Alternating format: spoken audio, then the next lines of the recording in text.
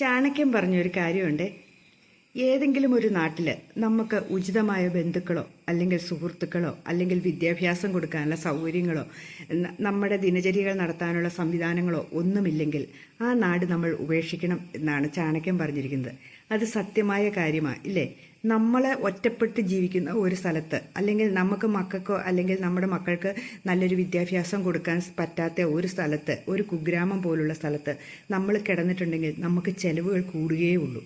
നമുക്ക് ചിലവ് ചുരുക്കാൻ സാധിക്കുകയില്ല. അങ്ങനെയുള്ളിടത്ത് കിടന്നു പോയിട്ടുണ്ടെങ്കിൽ നമ്മൾ പെട്ടുപോകും.